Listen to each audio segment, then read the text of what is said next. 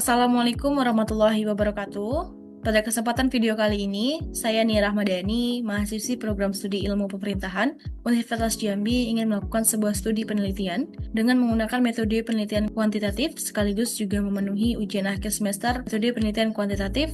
Adapun judul yang akan saya angkat adalah dampak gaya kepemimpinan demokratis Lurah Rawasari terhadap efektivitas pelaksanaan program NGO.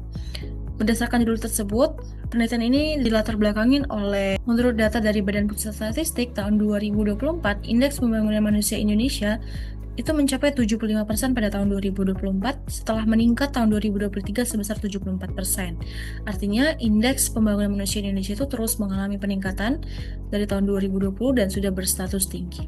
Perlu diketahui bersama bahwa IPM ini adalah sebuah ukuran untuk mengukur bagaimana kualitas hidup masyarakat dan juga pembangunan suatu wilayah. Dalam hal ini, IPM diukur melalui standar hidup yang layak, pengetahuan, umur panjang, dan juga sehat. Salah satu wilayah yang memiliki status tinggi di negara Indonesia adalah Provinsi Jambi yang termasuk ke dalam 10 kategori SDM paling maju di Pulau Sumatera. Terkhususnya adalah Kota Jambi yang merupakan pintu gerbang masuk ke Provinsi Jambi, mengalami peningkatan IPM pada tahun 2024 sebesar 81% dari 79%. Dan terjadi peningkatan konsisten banget dalam mencapai IPM tersebut. Menurut data tersebut, pembangunan manusia di Kota Jambi itu sudah berada pada level tinggi, namun kenyataannya tidak tepat kalau kita lihat dari fenomena sosial lapangan. Di beberapa persimpangan di wilayah Kota Jambi, jumlah gelandangan dan pengemis justru semakin banyak muncul di beberapa tempat di Kota Jambi yang seharusnya menjadi perhatian serius bagi masyarakat dan pemerintah.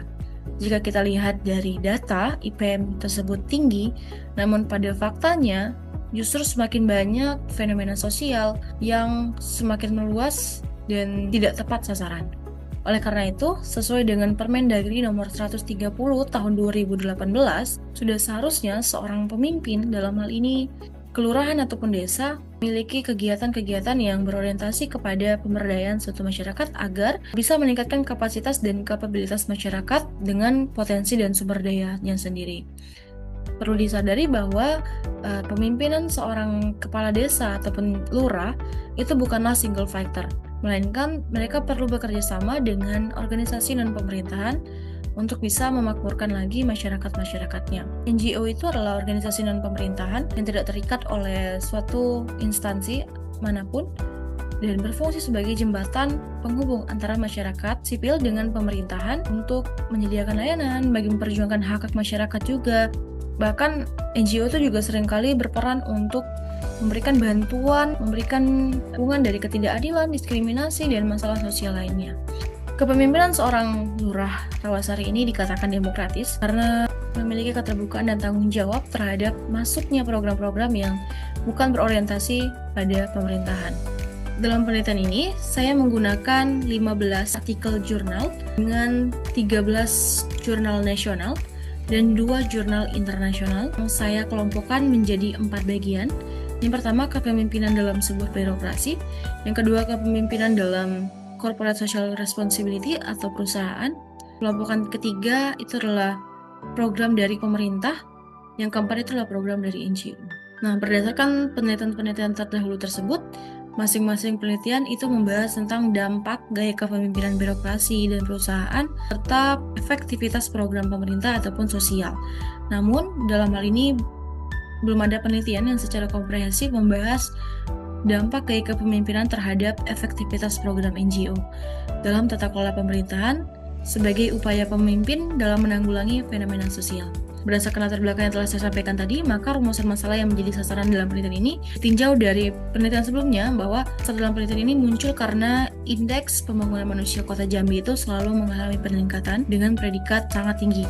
Namun pada kenyataan itu masih ditemukan fenomena sosial yang terjadi di beberapa titik wilayah Kota Jambi, sehingga memunculkan inisiatif dari non-governmental organization atau NGO, sehingga menimbulkan pertanyaan bagaimana dampak gaya kepemimpinan demokratis Lurah Rawasari terhadap efektivitas pelaksanaan program non-governmental organization atau NGO. Berdasarkan uraian masalah tadi, tujuan yang ingin saya sampaikan adalah untuk mengidentifikasi bagaimana dampak dari kepemimpinan terhadap efektivitas program tersebut. Penelitian saya ini juga mengajukan sebuah hipotesis ataupun dugaan sementara dalam suatu penelitian yang akan diuji secara statistik sehingga bentuknya akan menjadi H1, tanggung jawab berpengaruh terhadap efektivitas, H2-nya adalah keaktifan berpengaruh terhadap efektivitas, H3 pengambilan keputusan oleh pemimpin berpengaruh terhadap efektivitas, dan H4 empati berpengaruh terhadap efektivitas. Adapun metodologi penelitian yang dilakukan dalam penelitian ini menggunakan pendekatan studi kasus yang tepat untuk mengeksplorasi sebuah fenomena kepemimpinan dan juga efektivitas program secara mendalam. Adapun lokasi yang diambil itu di Kelurahan Rawasari, Kecamatan Alam Benajo, karena sangat relevan dan merupakan area operasional langsung pada program pendidikan jalanan NGO. Untuk memperoleh sebuah informasi dalam penyusun penelitian ini, saya menggunakan sumber data melalui data primer, yakni data melalui kuesioner, dan data sekunder, data yang diperoleh dari pihak kedua berupa catatan, laporan, dan dokumen pelengkap lainnya.